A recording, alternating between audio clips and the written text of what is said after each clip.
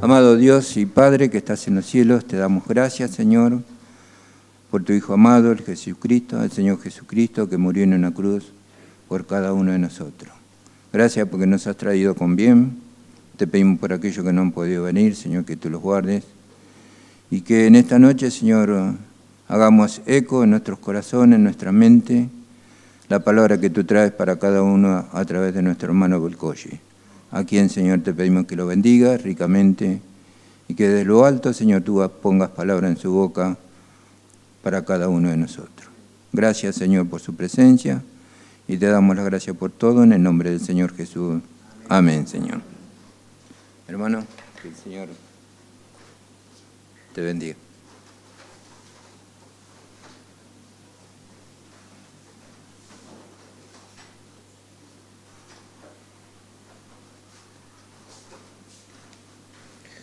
Muy buenas noches, queridos hermanos. Estamos muy contentos con Eli de poder visitarlos. Para nosotros es un gusto, como siempre digo, venir a esta tan amada iglesia de Espeleta. Así que bueno, estamos aquí y como siempre también traemos los saludos de los hermanos de Wilde, calle Salcedo, allí en Wilde, donde por gracia de Dios estamos congregados. Así que hermanos, en esta noche nos reunimos un poco uniendo nuestros lazos, ¿verdad?, de hermanos, fraternos, y vamos a disponernos para escuchar la palabra de Dios. No se dijo, pero yo sé que ya lo saben, que hoy tenemos que hablar sobre una de las parábolas, nada menos que la parábola de los obreros de la viña. Así que vamos a estar un ratito hablando de esto. Espero que estén bien, espero que no tengan calor, los veo, no sé cómo los trata el calor. ¿Están bien, hermanos? ¿Se sienten bien? ¿Los mosquitos cómo los tratan? ¿Bien los tratan? ¿Se pusieron repelente? Está todo preparado para que estemos juntos, ¿no es cierto? Bueno, allá en Avellaneda no, porque unos son de Racing, otros son independientes, los mosquitos, y están peleados. Acá por lo menos están en paz. Queridos hermanos, vamos a la Biblia, porque para eso nos reunimos también, además de haber orado por tantos motivos tan delicados y también dar gracias a Dios por sus bondades.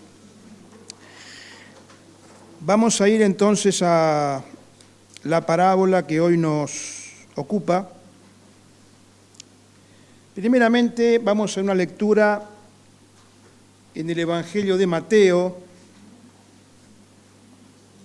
capítulo 19. Vamos a arrancar allí desde el versículo 25. Mateo 19, 25.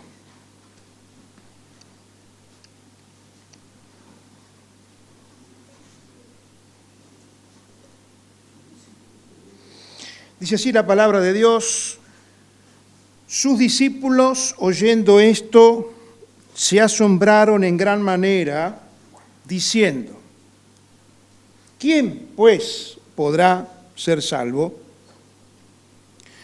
Y mirándolos Jesús les dijo: para los hombres esto es imposible, mas para Dios todo es posible. Entonces respondiendo Pedro le dijo: he aquí, nosotros lo hemos dejado todo y te hemos seguido. ¿Qué pues tendremos? Miren ustedes qué pregunta, ¿no?, que hace Pedro aquí en esta ocasión. Una pregunta que hasta puede parecer especulativa, una pregunta que habla de un interés, ¿verdad?, en el corazón de Pedro. Señor, ¿qué tendremos nosotros que hemos dejado todo, que te hemos seguido? ¿Qué le contesta el Señor? Verso 28. Jesús les dijo: de cierto os digo que en la regeneración, cuando el Hijo del Hombre se siente en el trono de su gloria, vosotros que me habéis seguido también os sentaréis sobre 12 tronos para juzgar a las 12 tribus de Israel. Y cualquiera que haya dejado casas, o hermanos, o hermanas, o padre, o madre, o mujer, o hijos, o tierras, por mi nombre, recibirá 100 veces más y heredará la vida eterna. Pero muchos primeros serán postreros, y postreros primeros. Y ahora sí, en el capítulo 20 entramos especialmente o específicamente en la parábola. Porque el reino de los cielos es semejante a un hombre, padre de familia, que salió por la mañana a contratar obreros para su viña. Y habiendo convenido con los obreros en 1 denario al día, los envió a su viña. Saliendo cerca de la hora tercera del día, vio a otros que estaban en la plaza desocupados. Y les dijo: id también vosotros a mi viña, y os daré lo que sea justo. Y ellos fueron. Salió otra vez cerca de las horas sexta y novena, e hizo lo mismo. Y saliendo cerca de la hora 11, halló a otros que estaban desocupados y les dijo: ¿por qué estáis aquí todo el día desocupados? Y le dijeron: porque nadie nos ha contratado. Él les dijo: id también vosotros a la viña y recibiréis lo que sea justo. Cuando llegó la noche, el señor de la viña dijo a su mayordomo: llama a los obreros y págales el jornal, comenzando desde los postreros hasta los primeros. Y al venir los que habían ido cerca de la hora 11, recibieron cada uno 1 denario. Al venir también los primeros, pensaron que había de recibir más, pero también ellos recibieron cada uno 1 denario. Y al recibirlo, murmuraban contra el padre de familia, diciendo: estos postreros han trabajado 1 sola hora y los has hecho iguales a nosotros, que hemos soportado la carga y el calor del día. Él respondiendo, dijo a uno de ellos: amigo, no te hago agravio, ¿no conviniste conmigo en 1 denario? Toma lo que es tuyo y vete, pero quiero dar a este postrero como a ti. ¿No me es lícito hacer lo que quiero con lo mío? ¿O tienes tú envidia porque yo soy bueno?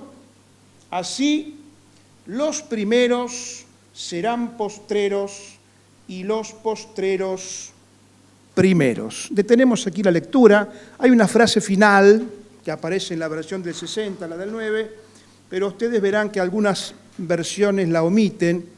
Esta frase final que dice aquí: muchos son llamados, pero pocos los escogidos, es una frase que no aparece en los manuscritos griegos, ¿verdad? Tema para otro día. Así que usted seguramente va a tener alguna Biblia en la cual quizá no aparezca esta última frase. El tema es que tenemos que ver hoy la parábola. Y la parábola tiene como frase principal: los primeros serán postreros y los postreros primeros. ¿Qué frase, no es cierto, hermanos? El Señor Jesucristo tenía la costumbre de hablar por parábola, lo dice la Biblia.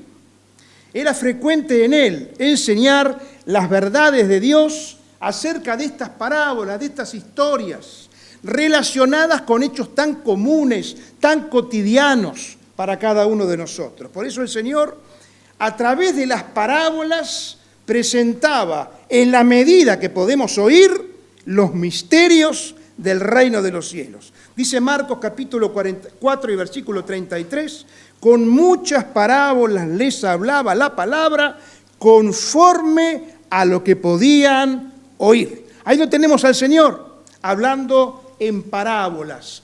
Y bueno, quizás ustedes ya lo han estudiado, lo han visto en estos meses o en estas semanas que están estudiando este tema de las parábolas, que siempre la parábola tiene una narración, un relato, ¿verdad? Un contenido, una historia.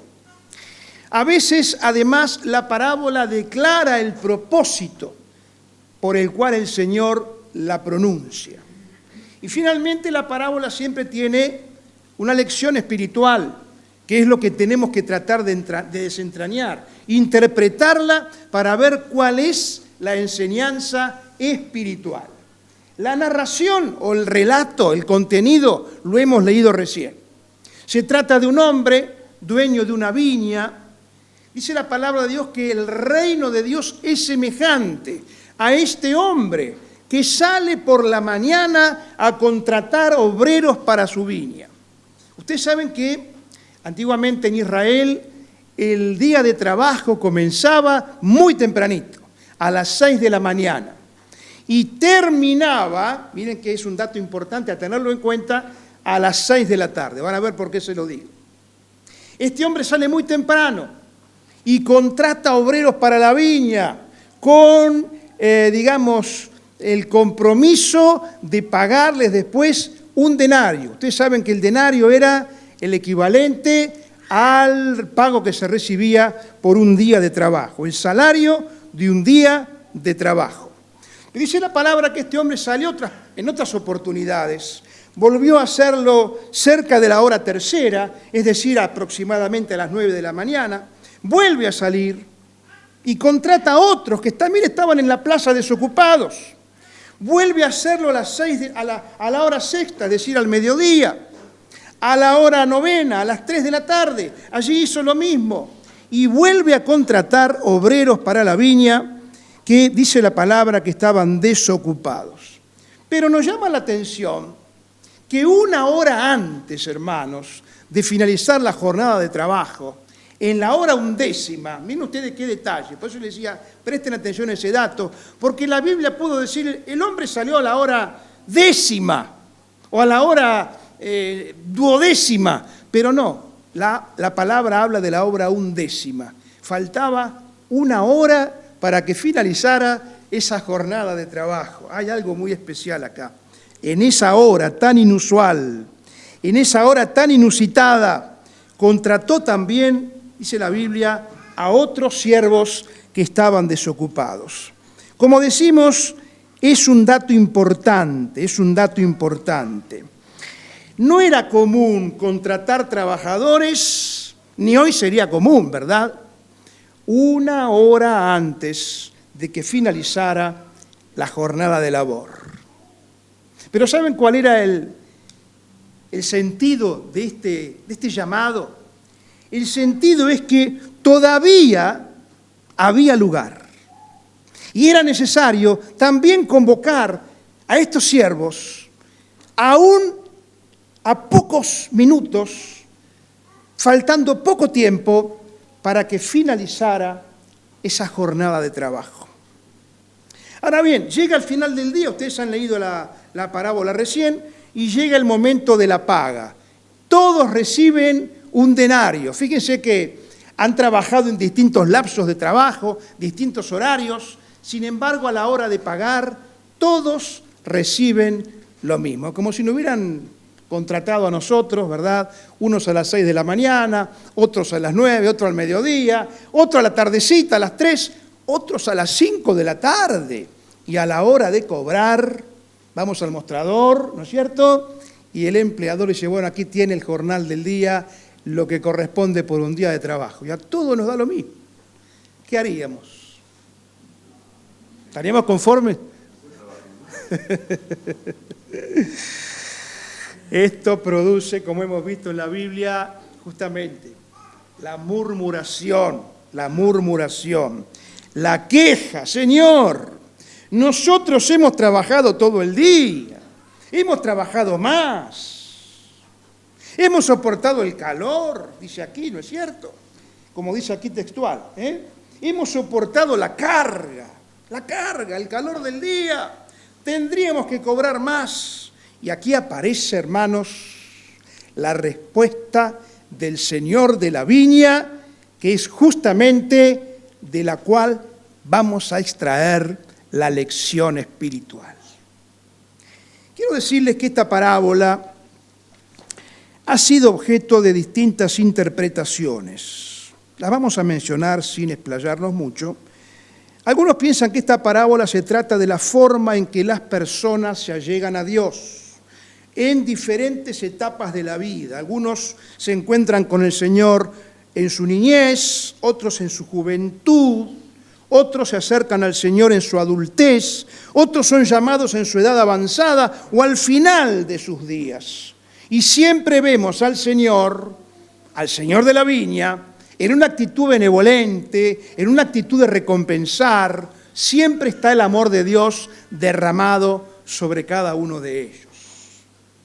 Para otros, que son un poquito más, más técnicos o lo vinculan más con la historia, esta parábola tiene referencia, según piensan, a la relación entre judíos y gentiles. Dice, bueno, los primeros en ser llamados por el Señor fueron los judíos. Ustedes saben que en la primera hora ese fue el pueblo escogido por Dios.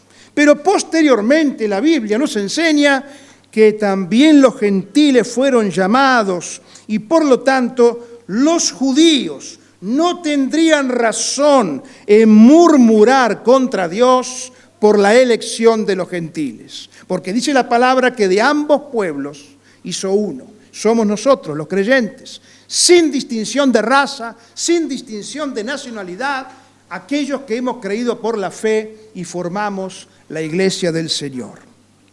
Pero lo cierto, queridos hermanos, para ir ya más a lo específico, es que esta parábola, más que nada, ilustra la manera de recompensar de Dios. Manera que no es necesariamente igual a la manera que tenemos los hombres de recompensar. Nos revela que la forma de recompensar de Dios no es como la manera que tiene el hombre, nosotros, de dar recompensas. Por eso esta parábola, queridos hermanos, nos revela algo más acerca del obrar de Dios. Cómo obra Dios. Y nos habla también de cómo Dios obra a través de su gracia. Cosa que nosotros a veces no entendemos. Cosa que a veces nosotros no admitimos. Porque tenemos otra escala de valores. Porque tenemos otra forma de considerar las cosas. Pero esta parábola, en definitiva, también nos habla, es una enseñanza acerca de la gracia de Dios, y lo vamos a demostrar. Con esta historia, hermanos queridos, el Señor responde la pregunta de Pedro, que aparece en el capítulo 19 que acabamos de leer. Pedro le pregunta al Señor, he aquí, nosotros lo hemos dejado todo y te hemos seguido. ¿Qué pues tendremos? Es una pregunta, como decíamos, un poco especulativa, si ustedes quieren. ¿Saben por qué no es una pregunta inocente del todo? Porque si él hubiera preguntado, Señor, ¿nosotros qué tendremos en tu reino? Pero él dice, nosotros hemos dejado todo, Algo más hay una intención, digamos, un poquito más interesada. Y creo que es un poco el reflejo de todos nosotros. ¿Quién no ha pensado alguna vez, Señor, yo dejé toda mi vida, desde mis años juveniles, estoy dedicando mis horas, mi tiempo, mi familia, he resignado proyectos personales, estoy sufriendo una carga, estoy sufriendo el calor del trabajo? ¿Cuál será nuestra recompensa, Señor? A veces nos preguntamos, ¿no es cierto?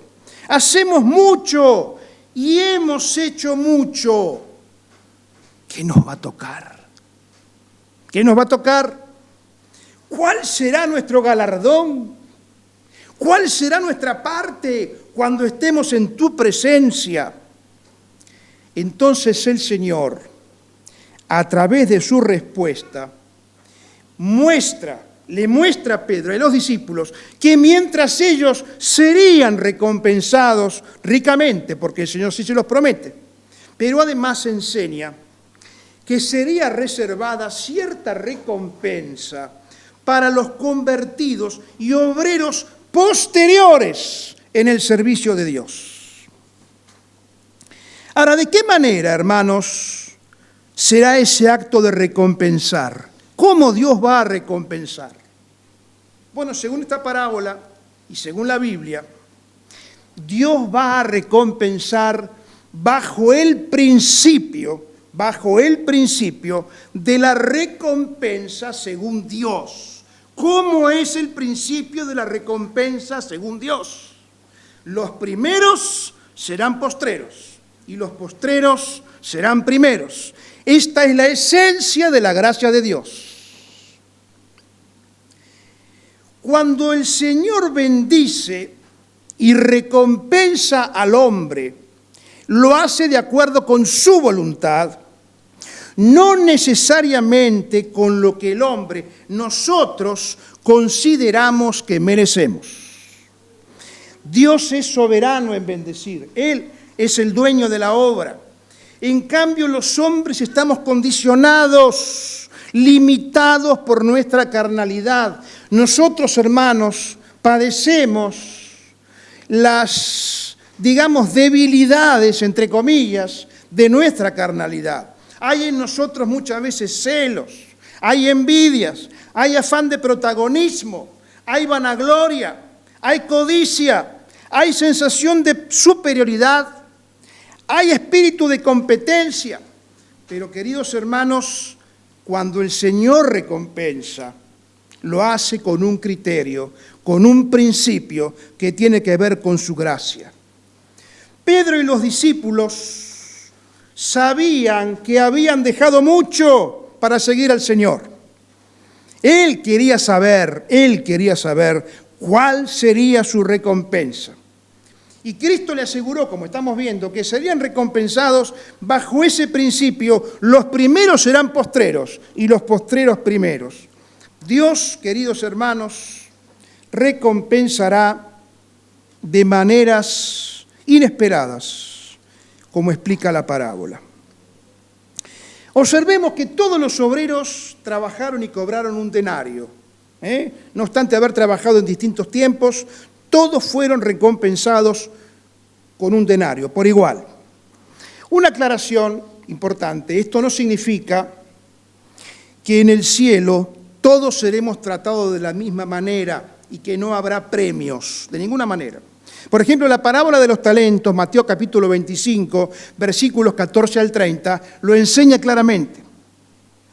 El apóstol Pablo, cuando habla en 1 Corintios capítulo 3, versículos 14 y 15, también lo enseña. Él habla allí de que nuestras obras serán avaloradas como creyentes, como cristianos. Nuestras obras serán sometidas al fuego del juicio de Dios. Y dice, la obra que permaneciere será aquella que reciba recompensa.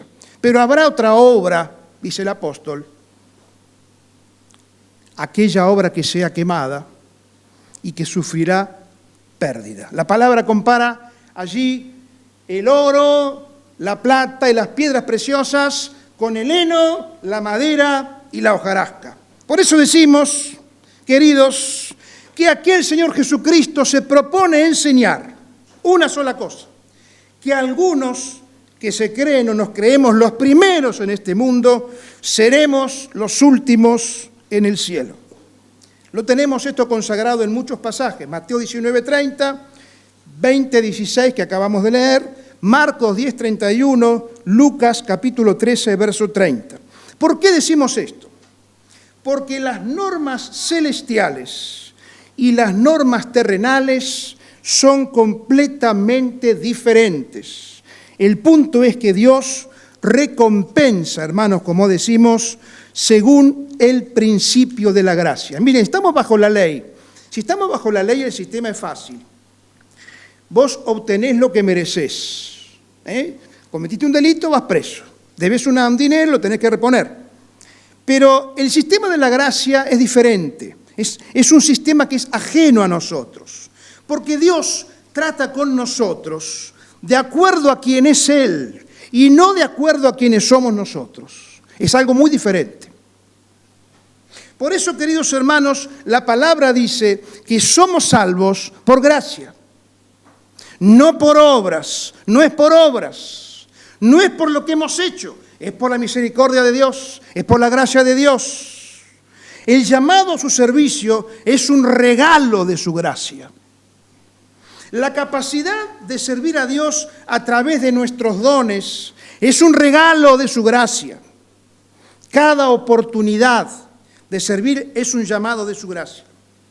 Y un servicio exitoso para Dios es un regalo de su gracia. Por eso Pablo decía, él pensaba, yo perseguía a la iglesia, perseguía a los cristianos. Y esto trabajaba permanentemente en el corazón de Pablo. Estaba presente esa idea de su vida anterior, pero él se consolaba, hermanos. Porque él decía, por gracia de Dios, soy lo que soy. 1 Corintios, capítulo 15 y verso 10. Por gracia de Dios, soy lo que soy. Creo que acá tenemos el ejemplo más claro de lo que es la gracia de Dios.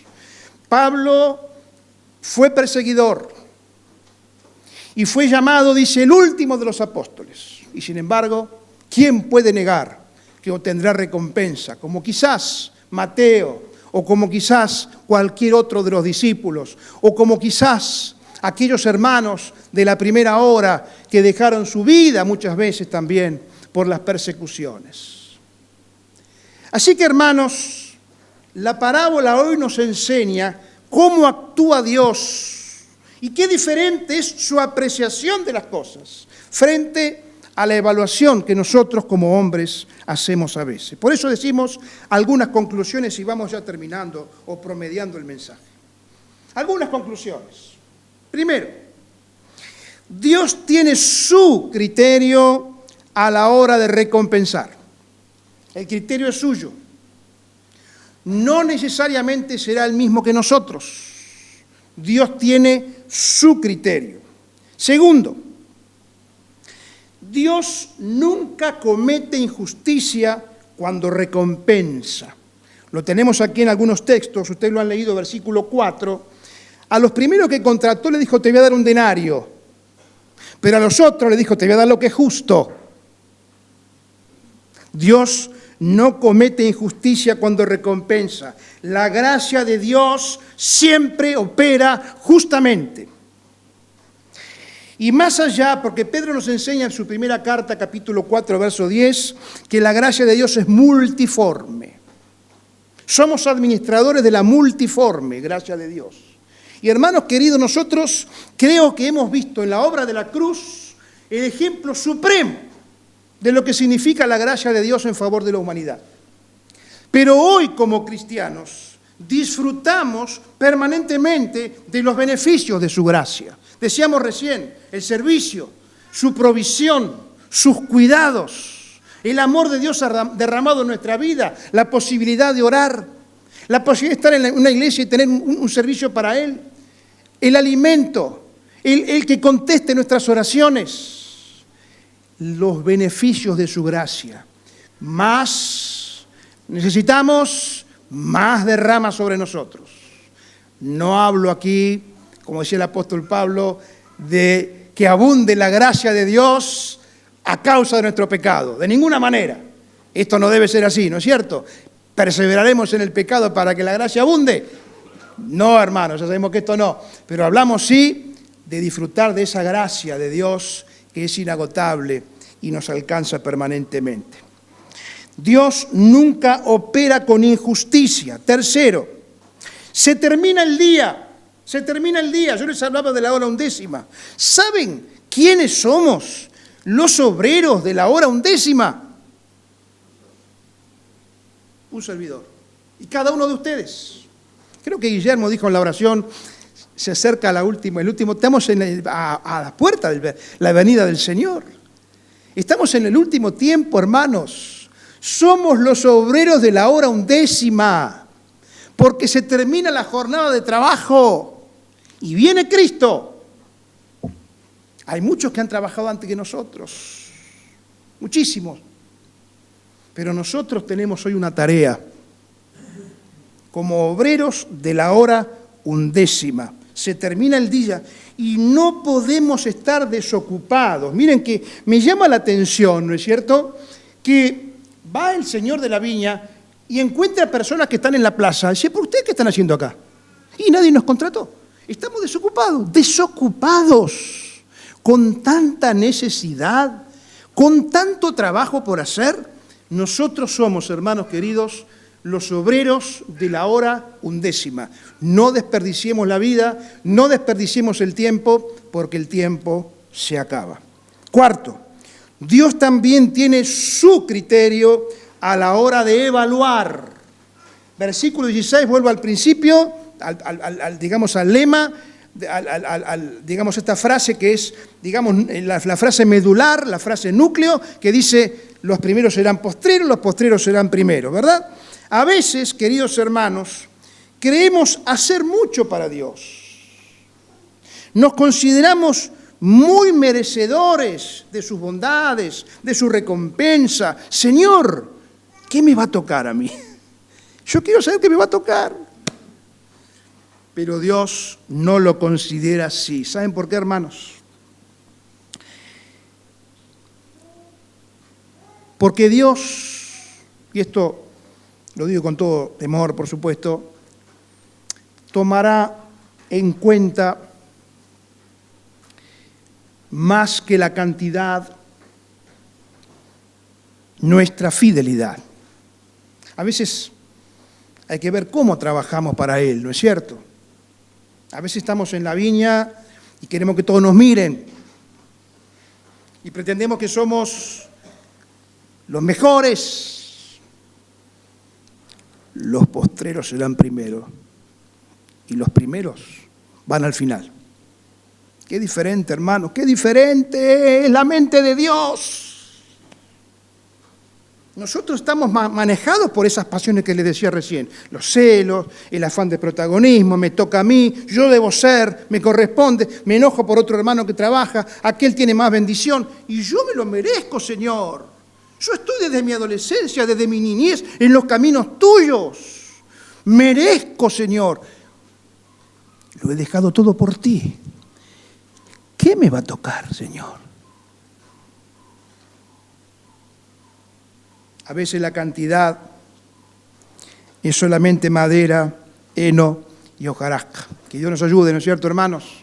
Para que hagamos poquito, hagamos mucho, ¿no? Mejor, pero es preferible poquito y bueno, y no mucho, y malo. A veces tenemos un árbol, ¿no es cierto?, frondoso, con muchas hojas, pero sin fruto. ¿A usted le gusta tener en casa un árbol, un limonero, un ciruelo, que tenga lleno de hojas, pero ni una sola fruta?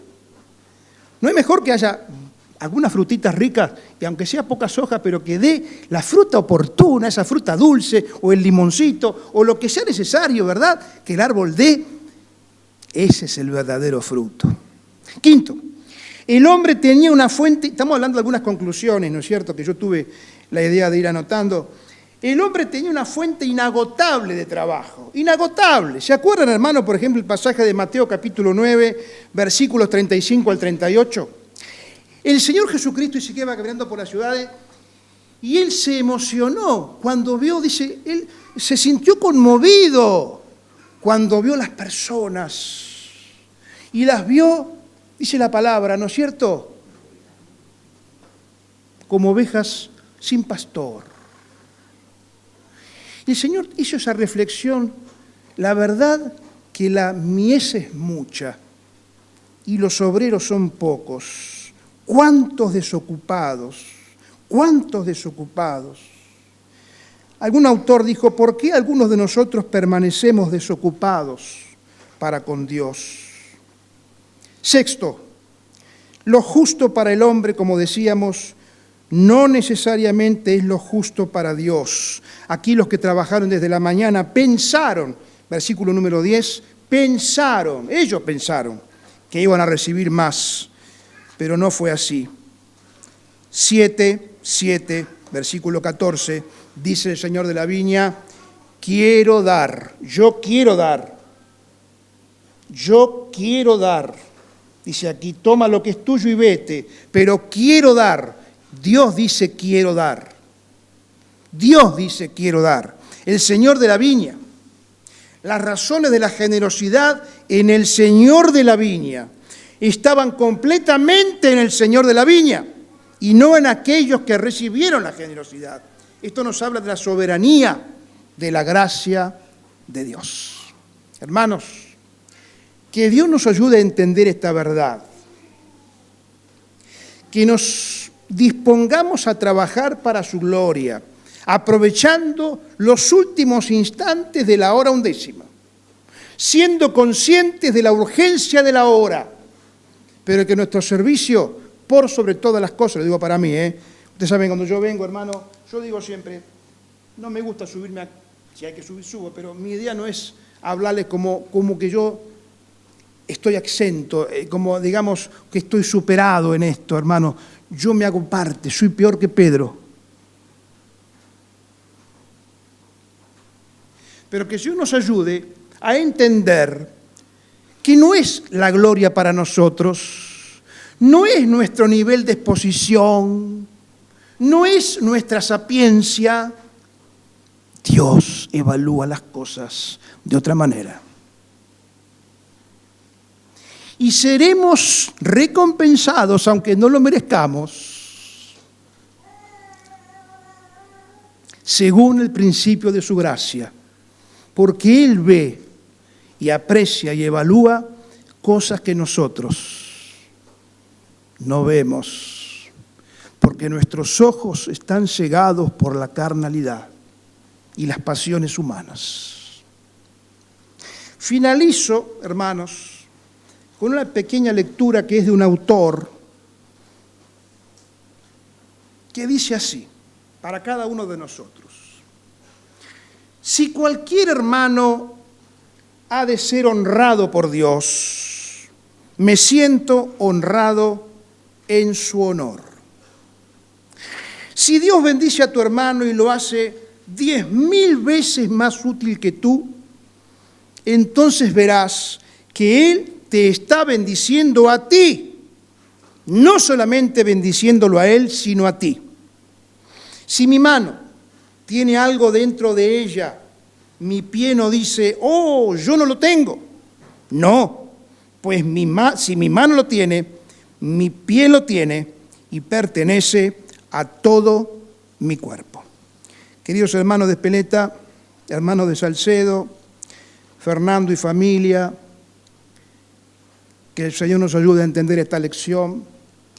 Seamos siervos útiles en su viña, dándole a Él primeramente la gloria y dejando de lado nuestro personalismo, nuestro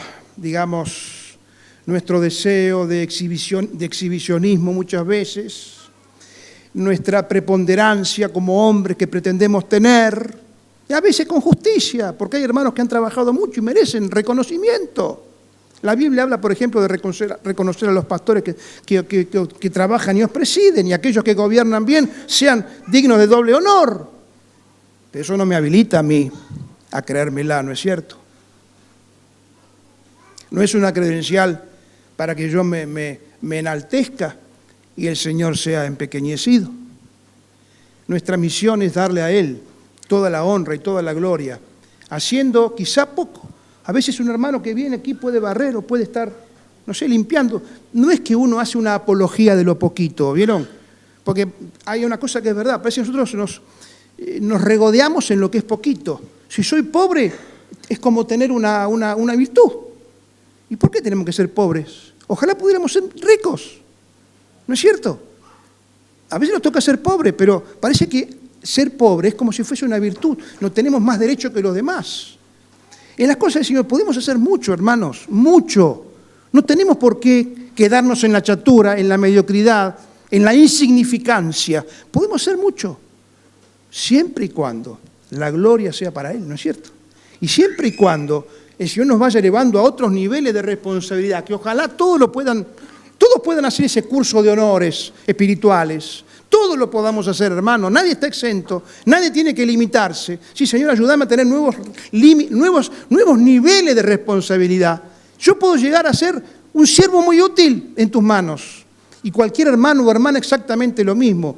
Pero, lejos esté de mí el interés de saber qué me va a tocar, porque el Señor me enseña que el primero en recibir la gloria debe ser Él, y Él va a recompensar según el principio de su gracia, sin cometer ninguna injusticia. Que Dios nos bendiga, hermanos, y aprendamos esta lección en esta noche.